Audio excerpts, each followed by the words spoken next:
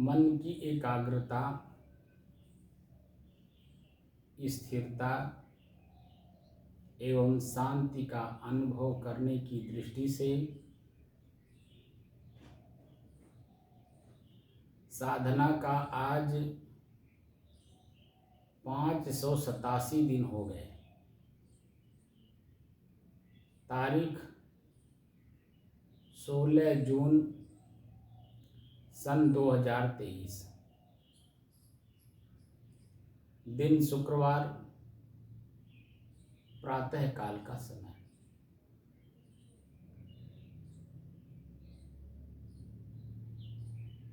हमने किताबें बहुत पढ़ी,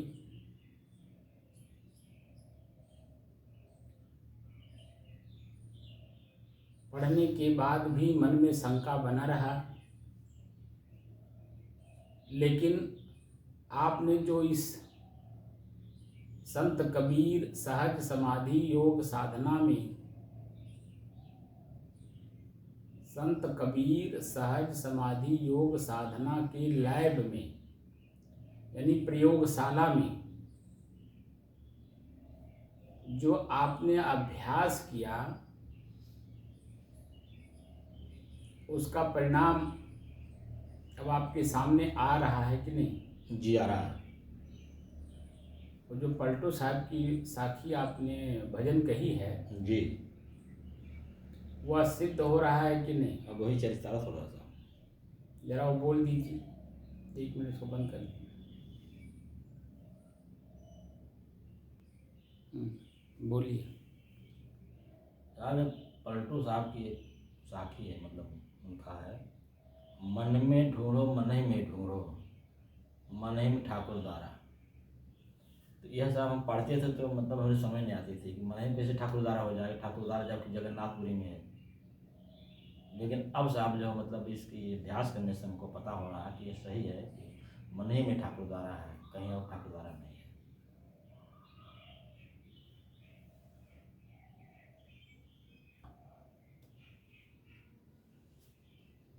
वैसे तो जब हम न्यू में जाते हैं, न्यू अंग्रेजी में बेस कहते हैं, तो हमारा ऋग्वेद भी यही बात कहता है। और ऋग्वेद के बाद जितने भी वेद, शास्त्र, श्रुति, स्मृति, उपनिषदें, गीता, रामायण, महात्मा बुद्ध के अपने सदग्रंथ, सदगुरु कबीर के अपने बीजक, सभी जगहों पर, कुरान में भी है, बाइबल में भी है, विश्व के जितने भी धर्म लोगों ने अलग अलग से बना लिया है, उनके धर्म ग्रंथों में आप देखेंगे कि वह स्वयं अपने आप को ही पढ़ने की चर्चा करते हैं। जी, कुरान में जिन्न शब्द का प्रयोग हुआ, जिन्न मन को ही कहते हैं, ये शैतान है। शैतानी किस किस रूप में करता है, कब कब करता है, कैसे कैसे करता है, इसका जिक्र है। हमारे अपने ही धर्म ग्रंथों में मन के बारे में हर चीज़ लिखी हुई है। क्रोध क्यों उत्पन्न होता है, क्रोध के कारण क्या क्या घटनाएं घटती हैं, कौन करता है? मन ही तो करता है। जी, लोभ कौन करता है? मन ही तो करता है। उसके परिणाम में कितने दुख भोगता है, फिर भी जन्म छोड़ता नहीं। ये प्रत्येक जीव के अपने घट के अंदर ही है। घट माने शरीर, शरीर के अंदर ही हमें इसे जानना है। पहले तो इसको जानना है, समझना है और देखना है। और देखने के बाद इसकी जो यथार्थ स्थिति है उससे अपने आप को निजात दिलानी है। जीवन से सदैव के लिए निकाल के फेंकना है, उखाड़ कर फेंकना है। तो जो मैं हूं वही शेष रह जाऊंगा। जैसे खेत में अनेकों प्रकार के घर दिखाई दे रहे हैं, अनेकों प्रकार की हरे हरे चीजें दिखाई दे रही हैं, तो खेत तो तब तक नहीं खेत बनेगा कि जब तक उसमें कुछ दिखाई देगा। ये तो बात आप समझते हैं ना? जी, जी। खेत में तब तक खेती नहीं मानी जाती है जब तक खेत में कुछ भी दिखाई दे। जी। ऐसे ही अपने ही स्वयं के अंदर में जो वृत्त बनी हुई है, यानी जो बुराइयां अपने अंदर में हैं, बुराई और अच्छाई दोनों की बात हो रही है यहाँ पे, किसी एक की बात नहीं हो रही। जब तक दोनों नहीं आप निकालेंगे तब तक जो है आप स्वयं अपने आप को यहाँ अनुभव नहीं कर पाएंगे। ठीक है कि नहीं? जी। जो हम लोगों की स्थिति बनती है अभी, वह स्थिति के बारे में स्वयं आप अनुभव कर लीजिएगा कि क्या होता है स्वयं की स्थिति और कैसे होती है। वो तो बिना लैब में टेस्ट किए होगा नहीं। जी सर। जो आपने 587 दिन संत कबीर सहज समाधि योग साधना के इस लैब में यानी प्रयोगशाला में जी। आपने अभ्यास किया इस चीज को, जी। तब अब आप धीरे धीरे समझ रहे हैं। जी। धीरे धीरे समझ रहे हैं, अभी वो भी परिपक्वता नहीं आई। ये कुछ ऐसा इसको तो आप अभी मान लीजिए 2 घंटा यहाँ करते हैं, 2 घंटा सुबह 2 घंटा शाम, लेकिन बीच में जो समय मिलता है उसमें तो आप छूट पा जाते हैं ना। छूट पा जाते हैं। सही। उसमें तो कोई बंधन नहीं रह जाता है। जब तक सानिध्य पूरा नहीं प्राप्त करेंगे संत का, इसीलिए संत का सानिध्य पूरा चाहिए। पूरा जब तक संत का सानिध्य नहीं होगा तब तक आपकी सावधानी और सतर्कता नहीं बन पाएगी, क्योंकि कोई रोकने वाला नहीं मिलेगा।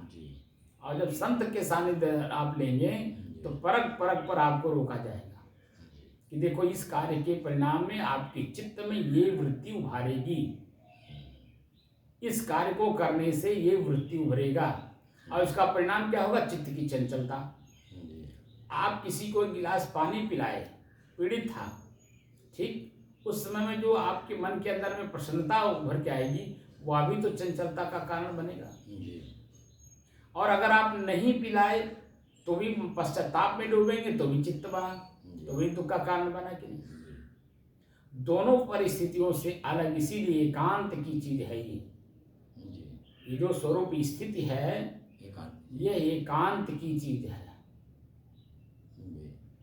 क्योंकि जैसे ही आप व्यवहार में जाते हैं वैसे ही आँख देखना शुरू करता है, कान सुनना शुरू करता है, जीभ बोलना शुरू करता है, जीभ से स्वाद लेना शुरू करता है, पैर से चलेगा, हाथ से देगा, सब आँख देखता है, और आपके मस्तिष्क में संस्कार वैसे बनते चले जाते हैं। तो जो आपने यहाँ 2 घंटा अभ्यास किया था इनको निकालने का, पता चला कि फिर और आपने एक तो निकाला नहीं, 1000 आपने भर लिया।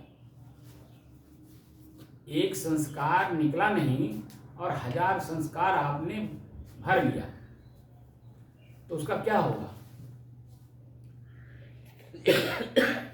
वह तो वही हुआ ना, 4 कदम आगे चले फिर 4 कदम पीछे, तो उसका कोई मतलब नहीं है। हम जो इसीलिए कहा जाता है कि प्रोफेशनल जीवन होना चाहिए। वास्तव में अगर मुक्ति चाहिए तो उसी तरह रम जाइए, लेकिन हम लोग खाली मुक्ति शब्द सुनते हैं, पढ़ते हैं, दूसरे को समझाते हैं, लेकिन स्वयं अपने आप में उसे पालन नहीं करते हैं। सबसे बड़ा व्यक्तिगत दोष वही हमारा है कि हम स्वयं अपने जीवन में उसे धारण नहीं करते हैं, उसका पालन नहीं करते हैं। जब हम धारण नहीं करेंगे तो पालन कैसे करेंगे? जब पालन नहीं होगा तो जो उसका परिणाम हमारे सामने हम जो चाहते हैं, जो शब्द हम बोल रहे हैं, उसका महत्व कैसे समझेंगे? शब्द ही महत्व का है, हर शब्द में अपना अपना महत्व है। तो जो शब्द हम बोलते हैं स्वरूप स्थिति, तो स्व में स्थित होना है तो सारी चीजों को त्याग करना पड़ेगा कि नहीं जी? अपने खेत से हमें उपज लेना है तो सभी खेतों को परित्याग करना होगा कि नहीं? वहीं बगल में भाई का, सगे भाई का खेत अगर है तो भी जो है आप उसको उसमें हल नहीं चलाएंगे, उसमें बीज नहीं डालेंगे, उसमें कटाई दवाई कुछ नहीं करेंगे, ये करेंगे, झगड़ा होगा तुरंत। वही बात हो जाएगा। वही बात। जैसे आप उसमें गए, पैर आपने रखा नहीं, आपने कुछ भी नहीं किया, खाली पैर रख दिया और संजोग से उसने देख लिया, कैसे रख दिया, तो झगड़ा होगा कि नहीं होगा? तुरंत हो जाएगा। ऐसे ही आपके अंदर की जो चीजें हैं वो जैसे ही दूसरे की में आप प्रवेश करेंगे वहाँ झगड़ा हो जाएगा, तो आपके अंदर में 5 वैसे हैं पहले से। आँख है, कान है, नाक है, जीभ है, लिंग है। ये जो 5 इंद्रियां ज्ञानेंद्रियां हैं और 5 कर्मेंद्रियां, ये आपस में ही जो है द्वंद्वात्मक भाव लिए हुए हैं। और इसके उपभोक्ता कौन है? हम ही तो हैं। इन 10 को पालन करने वाले, को शक्ति देने वाले हम स्वयं ही हैं। और ये सब अलग अलग आपको अपनी तरफ खींचते हैं। संतों घर में झगड़ा भारी, रात दिवस उठ रात दिवस मिली उठ लागे 5 ढोंटा एक नारी। आप न्यारो न्यारो भोजन चाहें 5 अधिक स्वादी। ये 5 ज्ञानेंद्रियां जो हैं इतनी स्वादी हैं, अपने तरफ ही खींचती हैं, आपको शांति स्थिति में रहने नहीं देते। इसीलिए जो मालिक है स्वयं इस शरीर का, उसका दायित्व बनता है वो इतना स्ट्रिक्ट हो कि इनकी हिम्मत ना हो कि ये आपके अगेंस्ट कुछ बोल सकें, कुछ कर सकें। इसलिए जो हम लोगों की स्थिति बन गई, अब बातें कम, अभ्यास ज़्यादा, इसी में हमारी आपकी परिपक्वता है। अब जिसको भी समझना होगा, हम लोगों की स्थिति को देख करके अपने शब्द से वो समझने का प्रयास करेगा, अगर उस लेवल का है तो। अगर लेवल का नहीं है तो उसका मन अभी एक शब्द पहले कुछ बोलेगा और एक शब्द उसके क्षण दूसरे क्षण दूसरा शब्द का प्रयोग कर लेगा। क्योंकि जो आपकी स्थिति बन जाती है, आपकी स्थिति शरीर से क्योंकि ऊपर उठ जाते हैं ना, शरीर में हम रह ही नहीं जाते हैं, तो शरीर की अपनी जो दशा होती है वही इस आँख से दिखाई देता है। और वही देख करके आदमी अपना मन के द्वारा, आँख के द्वारा देखता है तो मन बनता है, मन में ही तरह तरह की शंकाएं होती हैं। तो इसलिए इसमें जाने की जरूरत नहीं है, अब सिर्फ अनुभव करना है। अनुभव तो अब हो ही गया है, इसे और परिपक्व करना है, मजबूत करना है, ताकि हमारी स्थिति अब कोई, हमारी अपनी इंद्रियां ही हमें डिगा ना पाए। आँख से देखें तो हमारी शांति, हमारी आँख भंग ना कर पावे। कान सुने लेकिन हमारी स्थिति जो शांत की बनी हुई है, वो शब्द हमें उस अपने शब्दों में उलझाने की कोशिश ना करें। स्वाद जो ले रहे हैं, वो स्वाद लेने की जो जीव की शक्ति है, वो हमें अपने स्वाद में उलझाए नहीं, हमारी शांति की जो स्थिति है वो बनी रहे। इसी को परिपक्व करना है। गुरु के सानिध्य में रहने से क्या लाभ होता है कि हर पॉइंट पे गुरु दर्शाते हैं। भोजन करते समय भी आपको अभ्यास करवाएंगे कि स्वाद मिला कि नहीं। इसीलिए नीम के पत्ते भी खिलाए जाते हैं इसमें। जीव को कड़वा लगता है, कड़वा लगने के बाद की स्थिति का ज्ञान किया जाता है, कैसा लग रहा है। उन्हें जिलेबी भी खिलाई जाती है, जिलेबी खिला करके उसका अनुभव करा जाता है, कैसा लग रहा है आपके मन को। तो जब नीम का पत्ता खाए थे उस समय में आपके मन में अपने ही मन घृणित हो रहा था, और जब जलेबी खा रहा था तो अपना ही मन बड़ा आनंदित हो रहा था।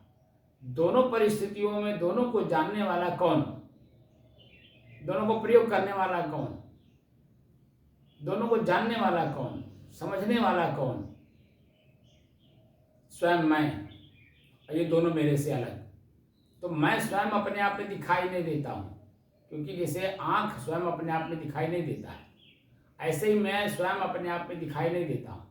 हवा अपने आप में कुछ नहीं है, ऐसे मैं अपने आप में कुछ भी नहीं हूँ, और लेकिन जो मैं हूँ वह संसार में कुछ है ही नहीं, उसके सिवा कुछ है नहीं। क्योंकि जो कुछ है उसमें परिवर्तन है, लेकिन मेरे में कोई परिवर्तन नहीं। मेरे अंदर में जो परिवर्तन दिख रहा है वह मन के द्वारा हो रहा है, चित्त के द्वारा हो रहा है, बुद्धि के द्वारा हो रहा है, क्रिया के द्वारा हो रहा है, जो कि मैं इन सब का दृष्टा, साक्षी, उपभोक्ता और इन सब से अलग शांत स्वरूप हूँ। क्या हूँ? शांत। और आपकी शांति की स्थिति ही मोक्ष स्थिति होती है। क्योंकि जो द्वंद्व था उस समय में पीड़ा हो रही थी, द्वंद्व खत्म हो गया, मोक्ष हो गया, यानी शांति स्थिति आ गई। अपनी ही वृत्ति को एक क्षण पहले क्या सोच रहा था, क्या उसमें हमें मिल रहा था, एक क्षण बाद उसमें क्या परिवर्तन आया, लेकिन एक क्षण पहले भी मैं था, एक क्षण बाद भी हूँ। तो जो परिवर्तन दिख रहा है वो परिवर्तन किस में दिख रहा है? प्रकृति में, शरीर में, मन में, चित्त में, बुद्धि में, क्रियाओं में। लेकिन क्या ये सब कुछ मैं हूँ? जब प्रश्न करेंगे तो आप दिखाई देंगे कुछ नहीं मैं हूँ। हमारे शरीर के साथ हम प्रतिदिन सभी चीज़ों को देखते हैं, लेकिन हमारी दृष्टि उस तरह की है नहीं, इसलिए वहाँ तक हमारी पहुँच बन नहीं पाती है। क्योंकि कान ने कभी सुना नहीं, आँख ने कभी पढ़ा नहीं, और उस तरह का अनुभव कराने वाला कोई हमें मिला नहीं। आँख ने पढ़ भी लिया, बड़े बड़े अफसरों को मैं देखता हूँ, देश दुनिया की जितनी भी ग्रंथें हैं सबको पढ़ते हैं। उलझन पहले से तो है ही है, पढ़ करके और उलझन पैदा कर लेते हैं। बड़े बड़े विद्वानों को मैं देखता हूँ, वो विद्वता क्या, अपने विद्वता के सामने दूसरे विद्वान को कुछ समझते ही नहीं है, क्योंकि इतना किताब पढ़ लेते हैं कि वो किताब में जो लिखा रहता है वही वो अपने दिमाग में लेके घूमते हैं। मैं बड़ा विद्वान हूँ, बड़ा जानकार हूँ, वही पक्का मान लेते हैं, उसी को पक्का मान लेते हैं। लेकिन सामने वाला जो व्यक्ति है उसके साथ हमें व्यवहार कैसे करना है ये उनको पता ही नहीं है। आपके पढ़ने, आँख से देखने, देख करके तो पढ़ेंगे, लेकिन सब पक्का नहीं हो पाता, इसलिए कि किसी किताब में दूसरा लिखा, दूसरे ने तीसरा लिखा, तो चौथा लिखा। वही तो मैं कह रहा हूँ कि एक ही किताब बात जब पढ़ेंगे, एक बात क्लियर नहीं है कि है क्या, सत्य क्या है। हमने क्या कहा? जी, संतन की महिमा रघुराई, दाल दे घी ले चुराई। ये पिछले वाले सत्र में हमने कहा था ना, कल वाले सत्र में, शाम वाले सत्र में। जी जी जी, हम लोग अपनी ताकत कलम के माध्यम से ग्रंथ में लिख करके सब कुछ रख दिए, वेद से लेकर के और अब तक बीजक तक, और अनेकों संतों के अपने भजन तक सब कुछ रख दिया गया है। घटई में गंगा, घटई में जमुना, घटई में है करतार, सब कुछ बता दिया गया, लिख दिया गया। लेकिन क्या पढ़ लेने से, क्या सुन लेने से, क्या गा लेने से नहीं, कुछ नहीं होगा। क्या वो बातें समझ में बात आई? प्रैक्टिकल नहीं करेंगे, जब तक अभ्यास नहीं करेंगे किसी गुरु के सानिध्य में। अपने भी मनमानी नहीं। अभी मैं देख रहा हूँ बहुत सारे ऐसे लोग मुझे मिल रहे हैं जो मनमानी भी कर रहे हैं, किताब से पढ़ करके, किताब से पढ़ कर। जी, लेकिन ठीक नहीं है। तो कैसे करेंगे? क्योंकि वो जो विधि है, विधि तो वहाँ लिखी नहीं जाती, विधि लिखना जाती है, विधि लिखी नहीं जाती कहीं किसी भी पुस्तक में। विधि लिखी नहीं, सूत्र लिखा गया है, सूत्र को परिभाषित स्वयं करना पड़ता है। सूत्र स्वयं जब परिभाषित गुरु करता है, वही परिभाषा जो उसके समझ में आता है वही शिष्य को या विद्यार्थी को बताया जाता है, जो उस समय में समझ में आया। लेकिन दूसरे क्षण जब उसी में और चिंतन किया जाता है, जिस समय बता करके हट गए और फिर उसी पे चिंतन किए तो पता चला कि हमने गलत बोल दिया, कुछ अंतर आ गया, कुछ अंतर आ गया जी। ऐसे भी पहले समझ में आता है, होता है ना जी। अब बता दीजिए कि जो एक क्षण पहले मैंने आपको बताया जी, और एक क्षण बाद बता रहा हूँ जी, अब मेरे अनुभव में आ रहा है, तो मेरे मन में द्वंद्व होगा कि नहीं होगा? अब मैं खुद ही द्वंद्व में हूँ तो आप में क्या द्वंद्वात्मक भाव नहीं आएगा? क्या आपने खाली सुन लिया? आपने तो मेरे ऊपर श्रद्धा किया। श्रद्धा शब्द का अर्थ होता है श्रत और धा। श्रत सत्य को धारण करने की क्षमता, तो सत्य को धारण करने की क्षमता मन में है, लेकिन बिना अभ्यासे, अनभ्यासे विषम विद्या, बिना अभ्यास के जो विद्या ग्रहण किया जाता है वो विषम यानी विष के समान होता है। समझे नहीं आप? अनभ्यासे विषम विद्या। अगर अभ्यास नहीं है उसका, लैब में टेस्टिंग नहीं है, तो कोई भी दवा वह दवा नहीं मानी जाती जब तक लैब में टेस्ट ना हो। लैब में जब टेस्ट होकर के निकलता है दवा, तो वह आंख मूंद करके उसे सभी लोग स्वीकार करते हैं, और डॉक्टर लिखते भी हैं बड़े भाव से, प्रेम से, क्योंकि वह लैब से टेस्ट होकर के निकला हुआ है। उसी तरह से जो ज्ञान है, ये ज्ञान जब तक किसी गुरु के सानिध्य में, अभ्यास में न आया हो, तब तक उस ज्ञान का कोई मतलब नहीं, बल्कि और मतलब बिगड़ जाता है, उसमें विष यानी शंका पैदा हो जाता है। आप मैं पातंजलि योग दर्शन पर जो भाष्य लिखा गया है स्वामी शंकराचार्य जी के द्वारा संस्कृत में, उसका हिंदी रूपांतरित किया है हमारे ब्रह्मलीन मुनि ने। हमारे अपने कबीरपंथी संत थे वहाँ गुजरात के, उन्होंने उसकी जो संस्कृत में व्याख्या स्वामी शंकराचार्य जी ने किया था उसी को हिंदी में रूपांतरित किया है। उसमें मैंने देखा चित्त की वृत्तियों का जो निराई करने की शक्ति उसमें दी जा रही है। चौथे पाद का इस समय मैं 24वां सूत्र लिख रहा हूँ। उसमें मैं जब पढ़ता हूँ देखता हूँ तो एकदम विपरीत दिशा में बातें मिलती हैं। चित्त की वृत्ति जब निराई हो जाती है तो उसमें स्थिरता भी होनी चाहिए। तो तुरंत उसमें पॉइंट बदल दिया जाता है, इस पॉइंट पे जाके ये स्थिति आती है, इस पॉइंट पे जाके स्थिति आती है, इस तरह से। लेकिन ये बात तो बिल्कुल ठीक है, मैं इस बात को नहीं कह सकता। जैसे गाय का थन है, दोहने वाले को आपने देखा कि किस साइड से वो धोते हैं। जैसे गाय का थन है वैसे ही हमारे सूत्र हैं। उससे हमें क्या लेना है? रस, दूध लेना है। दूध में ताकत होती है ना। तो हमारे जितने धर्म ग्रंथ हैं वो सूत्र हैं। अब सूत्र का सूत्र को परिभाषित करने वाला जो सुनने वाला है वो क्या सुना और क्या परिभाषित कर रहा है, क्योंकि अभ्यास भी करना पड़ता है, उसी तरह से चिंतन भी करना पड़ता है, उसी तरह से उस पॉइंट को जा करके देखा भी जाता है। जब देखा जाता है, जाना जाता है, समझा जाता है, उस पॉइंट पे जाकर के अपना ही मन अपने आप में हल्का हो जाता है। लेकिन बिना जाने, बिना देखे, बिना समझे, बिना उस स्थिति पे अपने आप को ले गए अगर कोई परिभाषित कर रहा हो, इसका मतलब है कहीं न कहीं त्रुटि आ रही, तो एक दूसरे का वहाँ पर अपने आप ही द्वंद्वात्मक भाव आ जाएगा। क्योंकि मैं जो बोल रहा हूँ जिस भाषा में, आप अभी उस लेवल पे हैं नहीं, तो मेरी बात को सुन करके मन में शंका होती है कि नहीं? तरह तरह की शंका होती है कि नहीं, क्या बोल रहे हैं। शुरुआती दौर में जब मैं अभ्यास करवा रहा था, भगवान और ईश्वर का जब व्याख्या किया था, तो सबसे पहली बार जब आपने सुना भगवान और ईश्वर में क्या अंतर है, प्रश्न ही आप सुन करके अपने आप में आप शंका हुआ होगा, ये क्या प्रश्न कर रहे हैं। मैं जब प्रश्न किया था कि भगवान और ईश्वर में क्या अंतर है, तो जो प्रश्न सुन करके आपके मन में शंका हुआ कि नहीं, ये क्या ऐसा अलग चीज बताना चाहते हैं कि पूरा दुनिया नहीं जानता है। अब बड़े चाव से बोल रहे हैं, ये बातें मन में शंका आई थी कि नहीं? आई थी। लेकिन जैसे जैसे मैंने उसी का पॉइंट बताना शुरू किया और बताने के साथ साथ उसका अभ्यास भी करवाया, तो अब कोई उस पॉइंट पे आपका कोई शंका है?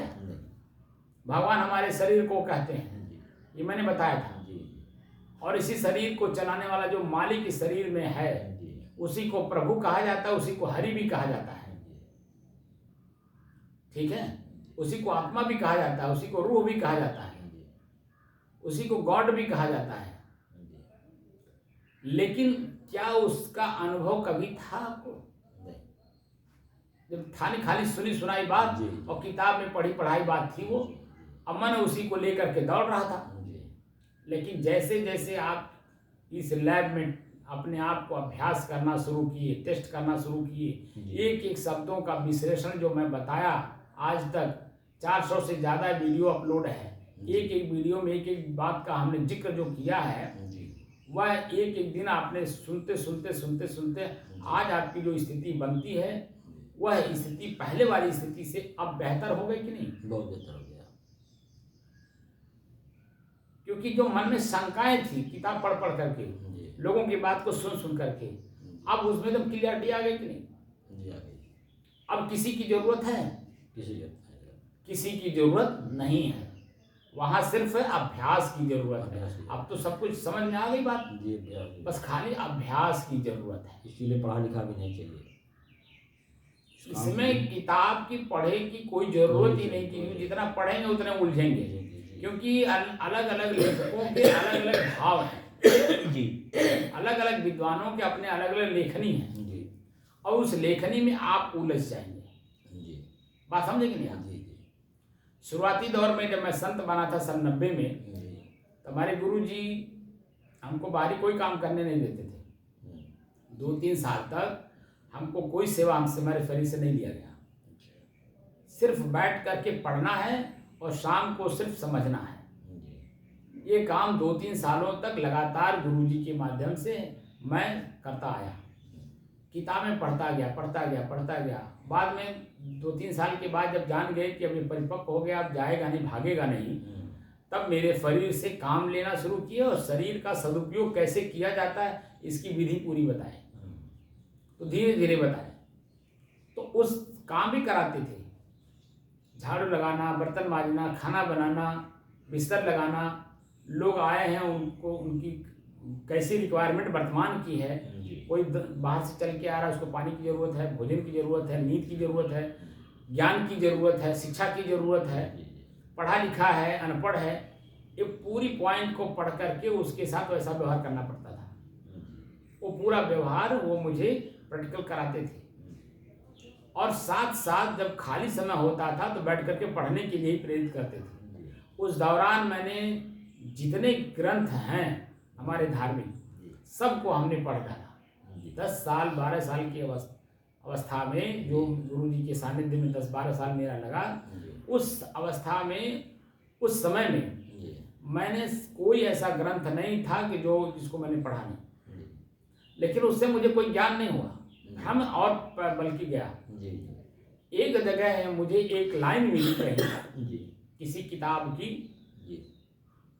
कि जो प्रकृति को पढ़ करके ज्ञान नहीं कर सकता है, जो प्रकृति को पढ़ करके ज्ञान नहीं कर सकता है, वो किताब पढ़ करके कितना ज्ञान करेगा। सही बात है, बिल्कुल सही बात है। जो प्रकृति को पढ़ करके ज्ञान नहीं कर सकता, वो किताब पढ़ करके कितना ज्ञान करेगा। बिल्कुल सही है। आगे लिखा था, किताब पढ़, जितने किताब आप पढ़ेंगे आपका मन उतना ही उलझेगा। ये शब्द मिला मुझे जी। हम गुरु जी के डर बस किताब पढ़ते जरूर थे, लेकिन ये जानने की कोशिश किया मैं कि प्रकृति क्या है, प्रकृति है क्या। तो गुरु जी से मैंने प्रश्न किया कि प्रकृति किसे कहते हैं, प्रकृति क्या है, जिसकी खुली पुस्तक पढ़ने की बात यहाँ लिखा है। तो उस पॉइंट पे गुरु जी मुझे पूरी बात समझाए। क्या समझाया साहब? ये जो आपका शरीर है यही प्रकृति है। जी।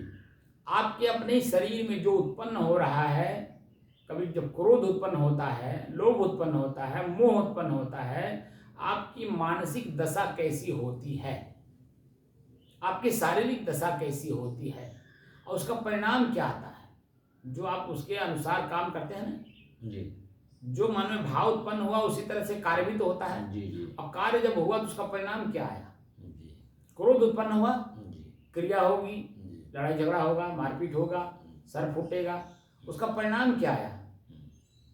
यही समाज आपको पनिशमेंट देगा, और पनिशमेंट कहाँ तक देगा, कैसा देगा, किस रूप में देगा, आपको पता नहीं, क्योंकि आपने जो कार्य किया है उसी के अनुरूप वो अपना नियम बना रखा है। जी। सामाजिक तौर तरीके जो भी बने हुए हैं, उस नियम में जैसे आप उसकी उल्लंघन किए आप उसके दोषी हो गए, और जैसे दोषी हुए तो इस समाज आपको अपनी तरफ से पनिशमेंट दे देगा। तो बाद में खाली पश्चाताप, आत्मग्लानि और अपने आप पे स्वयं पे घृणा होता है कि ऐसा काम मैंने क्यों किया।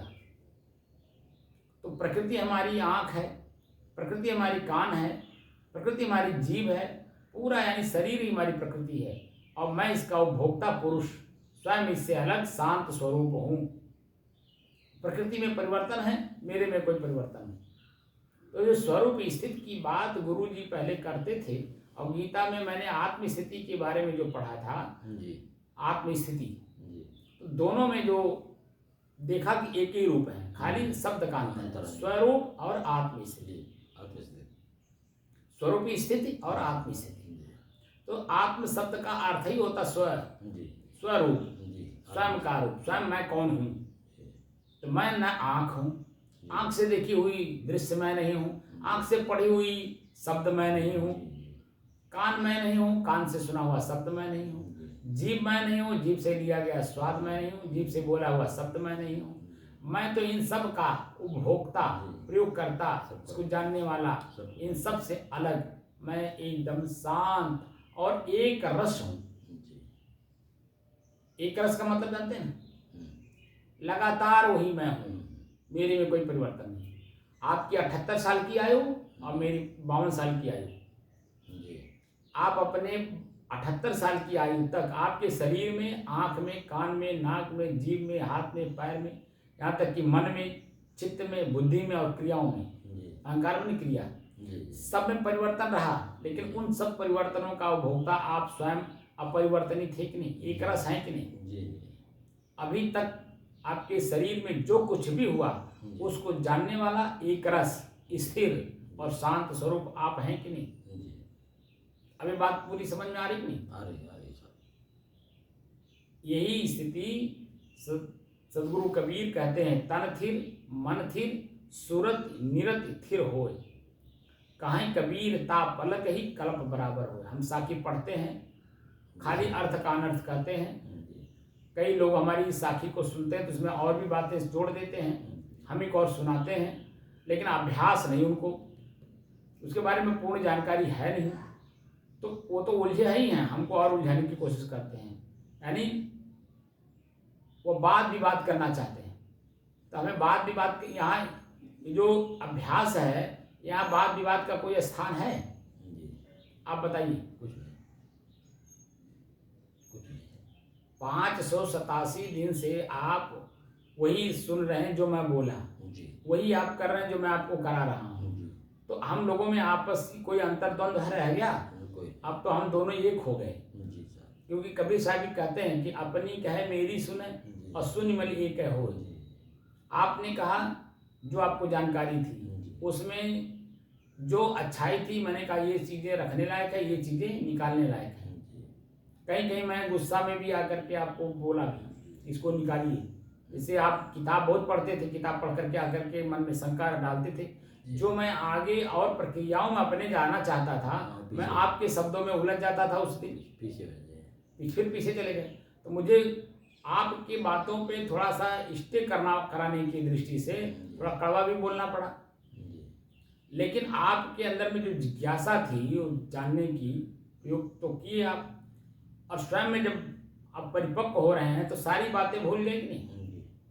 अब जो आपकी स्थिति बन रही है वो एक रस स्थिति, आत्म स्थिति, स्वरूप स्थिति की है। प्रज्ञानम ब्रह्म, जो ज्ञान ही ब्रह्म है, ज्ञान माने जानकारी आपको मिल गई, अब वही ब्रह्म है। ब्रह्म माने बड़ा, और बड़ा कौन है? स्वयं आप। और बड़ा क्या है? स्वयं आपके अपनी स्वयं की स्थिति है। और उस स्थिति में ना वहाँ हंसी है, ना दुखी है, ना प्रसन्नता है, ना पीड़ा है, ना दुख है, कुछ भी नहीं। एक रस, जैसे आप हैं वैसे ही हैं। ये सब दुख पीड़ा जो अनुभव कराता है ये मन कराता है, जो कि मन मेरा है, मैं मन नहीं हूँ। तो मेरी जो स्थिति है वह स्थिति शांत स्थिति है, और अपनी ही शांत स्थिति को बनाए रखने की दृष्टि से हम लोगों को अभ्यास करना है। जितना ही अभ्यास इसमें परिपूर्ण होगा उतना ही आपकी अपनी बाहरी चीज़ें अपने आप छूट जाएंगी, आपको छोड़ना नहीं पड़ेगा।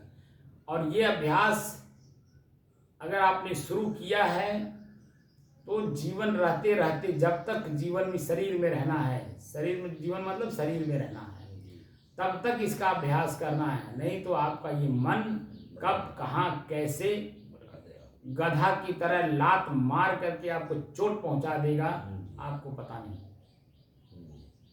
गधे को देखते हैं ना, कितना सीधा रहता है, लेकिन जब गुस्साता है तो लात मारता है, और लात मारता ऐसा कि आप मर गए कि जिंदा है उससे कोई मतलब नहीं। ऐसे आपकी मानसिक स्थिति जो मन है वह आपको ऐसा लात मारेगा, इस चीज से आपको भटका देगा कि वो सत्य नहीं, ये सत्य है। और जैसे ही अपने अस्तित्व में आपने मन को लाया, वैसे ही जो आपकी अपनी स्थिति थी ये छूट गई, और जन्म जन्मांतर फिर मन के अधीन बिक करके आपको दुख दुख ही दुख भोगना होगा। जी जन्म होगा तो भी दुख और मरेंगे तो भी दुख, और जन्म मरण के बीच में पल पल दुख ही दुख है, ये आपने अनुभव किया होगा। कोई ऐसा दिन बता दीजिए जिस दिन आपको दुख ना मिला हो, मन में पीड़ा ना हुई हो, आत्म ग्लानि ना हुई हो। प्रकृति में दुख है, दुख ही है साहब, प्रकृति में सब दुख है, दुख है, सुख नहीं। क्यों? प्रकृति में परिवर्तन है ना, हम परिवर्तन की चीजों को स्थिर करना चाहते हैं, तो दोषी तो हम हो गए ना, तो दोषी होकर के दुखी होंगे ही, स्वाभाविक बात है। परिवर्तन को स्थिर करना चाहते हैं। अब बता दीजिए कि परिवर्तन की चीजें स्थिर कैसे रहेगी? अगर स्थिर हो जाए, प्रकृति स्थिर हो जाए, तब फिर एक शब्द जब मैं बोल रहा हूँ, जीव जो मेरा हिल रहा है, अगर स्थिर हो जाए तो शब्द निकलेगा? कुछ नहीं, बोलिए। कुछ नहीं निकलेगा। मैं जो चिंतन कर रहा हूँ, क्या आगे एक शब्द के बाद दूसरा कोई चिंतन हो पाएगा? कुछ नहीं पाएगा। तो प्रकृति में परिवर्तन है, आप परिवर्तन को समझिए और उसकी बारीकी को समझिए। एक क्षण पहले जो हमें याद था, पीड़ा दे रहा था, वो भूल गया, एक क्षण बाद दूसरी बात याद आ गई, मन प्रसन्न हो गया। तो ना मैं प्रसन्नता हूं ना मैं दुख हूं, मैं दोनों को जानने वाला एक रस स्थिर और शांत स्वरूप हूं। समझ बात आई? जी। इसलिए अपनी स्थिति को बनाइए और मजबूत करिए। जो बन गई है इसको और मजबूत करिए। संजोग अच्छा है, आपको पूरा समय मिल रहा है। जी सर। ये तो आपका बहुत जन्म का समझ लीजिए, प्रकृति भी आपका साथ दे रही है। जी जी सर। क्योंकि प्रकृति की कमाई आपने की है, इसलिए ये बातें पूरी समझ में आ रही है। और एक रस आप चले आ रहे हैं, अभ्यास कर रहे हैं। अभ्यास करते करते आपको अनुभव भी हुआ, और यह अनुभूति अब आपको किसी दिशा में आपको भटकाएगा नहीं। इसलिए इसको जितना आप अभ्यास करेंगे, ठीक है ना, उतना ही। प्रकृति का साहब पूरा लाभ मैंने लिया अभी तक, लेकिन उसमें क्या क्या लाभ मिला साहब? दुख है तो मिला पूरा प्रकृति का, इतने दिन तक प्रकृति में दुख है, दुख है। 578 दिन जो आपके 500 इधर, ये तो अलग बात है। 586 दिन, 87 दिन, ये जो आपके 78 साल आपके गुजर गए, वही बता रहा हूँ, 78 साल ही बता रहा हूँ। 78 साल जो गुजरे सब प्रकृति में तो गुजरे। प्रकृति का आनंद लिए खूब, लेकिन प्रकृति का आनंद तो लिया आपने, लेकिन दुख है दुख मिला, दुख है दुख मिला, दुख है दुख मिला। जिसको आनंद मैं समझता था वो दुख है दुख है, सब दुख है। अब जो स्थिति बनी है, इस स्थिरता को थोड़ा परिपक्व करिए, तो मैं गीता की जो वास्तविक स्थिति है वो पूरा आपको मैं बता दूंगा। बीच में बिल्कुल मत बोलिएगा, एक एक दिन एक एक चीज को मैं आपको क्लियर कर दूंगा कि हमारे आंतरिक स्थिति का ही वर्णन है गीता। हमारी जो आंतरिक स्थिति है, जब मैं स्थिर हो जाता हूँ तो पल पल की घटना जो घटती है उसका वर्णन है। आत्म स्थिरता के बाद की घटना उसमें लिखा हुआ है। गीता जो लिखा हुआ है, ये जो स्थिति आपकी परिपक्व हो रही है, अभी ये परिपक्व कर लीजिए। अभी 5-6 महीना आपको इसमें परिपक्व होने में लगेगा। इसको परिपक्व कर लीजिए, फिर हम आपको गीता का हूबहू चीजें अंदर में है वह पूरा आपको दर्शन करा दूंगा। क्योंकि आपने देखा होगा वहाँ चित्र, गीता की किताब अगर कहीं आप लेते हैं तो उसमें आप देखेंगे कि 2 सेनाओं के मध्य में 2 लोगों की वार्तालाप हो रही है, ठीक है ना। वो हमारी मनोवृत्तियां हैं। कौन वृत्ति है? एक शुद्ध वृत्ति और एक अशुद्ध वृत्ति, ठीक है ना। शुद्ध वृत्ति अपनी तरफ खींचती है, अशुद्ध वृत्ति अपनी तरफ खींचती है। कृष्ण कौन है? कृष्ण धातु से कृष्ण शब्द बना है। कृष्ण का मतलब होता है आकर्षण, बताया था ना मैंने। जी। कृष्ण धातु का मतलब होता है आकर्षण, खिंचाव, अपनी तरफ आकर्षित करना, ठीक है ना। तो जो शुद्ध वृत्ति है वो अपनी तरफ आकर्षित करती है किसको? अशुद्ध वृत्ति को। तो अर्जुन कौन है? अशुद्ध वृत्ति वाला, शंका वाला। अनेकों प्रकार की शंकाएं उसके मन में भरी पड़े। 700 श्लोक की जो व्याख्या है वो मन की शंका का ही तो समाधान है। जैसे कृष्ण कहते हैं, हे अर्जुन अपने मन को बस में करो, तो वहाँ तुरंत शंका करता है कि नहीं है? कैसे बस में होगा? कि हवा के वेग से भी कई गुना वेगित हमारा मन कैसे बस में हो सकता है? तो वहाँ उन्होंने सोल्यूशन दिया, अभ्यास और वैराग्य के द्वारा। आपका अपना ही मन अपने बस में होगा अभ्यास और वैराग्य के द्वारा। दिया कि नहीं दिया वहाँ पे? अब आप देखिए, आपने वैराग किया कि नहीं किया? ठंडी गर्मी बरसात, भूख प्यास, ठंडी गर्मी, पसीना, सब कुछ आपने सहन करके इस चीज को प्राप्त किया। तो अभ्यास किया तब तो ये अब अनुभव हो रहा है। तो अपनी स्थिरता, अभी मन की गति यहाँ ना शुद्ध वृत्ति है ना अशुद्ध वृत्ति है, बिल्कुल आपकी अपनी स्थिति है। हम लोगों की स्थिति यही बनती है।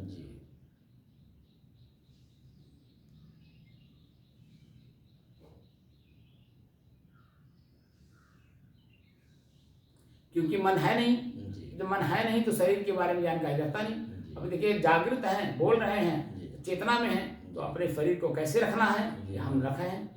लेकिन जब हम चेतना विहीन हो जाते हैं, स्वयं स्थित हो जाते हैं, तो ये प्रकृति की चेतना से मुक्त हो जाते हैं। शरीर कैसे है, क्या मतलब? तो शरीर अपने आप में ऐसे हो जाती है, क्योंकि मन है ही नहीं। जब मन है ही नहीं है तो शरीर की स्थिति कैसी होती है? तो बाहर वाला देख के बताता है तो सो गए हैं, इनको पता नहीं हम मोबाइल हुए ऐसे। लेकिन इन्हें क्या पता, सामने वाले को क्या पता कि हम क्या किस स्थिति में हैं। ठीक है ना? ये जो स्थिति बनती है ये बहुत बिरले को बनती है। और इस स्थिति में संयोग आपका अच्छा है कि आप हमारे सानिध्य में इसे प्राप्त कर रहे हैं। ये बहुत बड़ी उपलब्धि आपके लिए है। और जिनको भी वास्तविक में अपने स्वरूप में स्थित होना है तो मेरे से जुड़े, मेरे बताए अनुसार अपने रास्ते को चुने और चले। देखिए आपके स्वयं का अनुभव होता है कि नहीं, क्योंकि वहाँ मन रहेगा ही नहीं।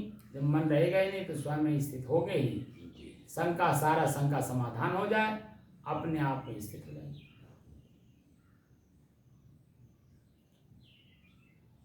जब तक गुरु मिले नहीं साचा, और क्या लिखा है? तब तक गुरु करे 10 पाँचा। तब तक गुरु करे 10 पाँचा। इसीलिए 10 पाँचा मतलब साहब की 10 पाँचा गिनती नहीं दिया है, मतलब अच्छा गुरु मिले हो, मतलब जैसे जब तक हमारी स्वयं की स्थिति ना बन जाए, हम स्वयं जो हैं उसका अनुभव ना हो जाए, तब तक जो उसका, देखिए होता क्या है कि जो अनुभवी होता है वही अनुभव कराएगा, वही अनुभव करा पाएगा। उसकी वाणी में कड़वापन होती है। अब कड़वापन सुनकर सहन करने की क्षमता जब तक स्वयं नहीं आप बनाएंगे, तब तक मीठा तो सभी लोग खा रहे हैं। कहा भी गया है, मीठा सब कोई खात है, विष भय लागे धाय, अब कड़वा कोई न पीवसी, जो सवय रोग मिट जाए।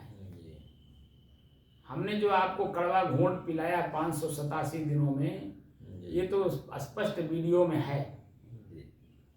जो वीडियो हम लोग जो मैं बोलता हूँ वह वीडियो पूरा बना हुआ है और पूरा यूट्यूब पर अपलोड है। उसे सुनिए तो आपको लगेगा कि हमको डांट रहे हैं, लेकिन आपने उसे अपनी डांट नहीं समझी, बल्कि क्या समझा कि मैं गलत था। अब ये अलग रास्ता बता रहे हैं, क्यों हम उस रास्ते को अपनाएं। और अपनाया आपने तो आज जो आपकी स्थिति बन रही है, तभी तो बन रही है कि जो मेरे बताए गए रास्ते थे उसका आपने अनुसरण किया, उसका पालन किया, उसी तरह से अभ्यास किया आपने। मैं नहीं भी रहता हूँ तो भी आप आके बैठते हैं, अभ्यास करते हैं, तो अब आपकी स्थिति में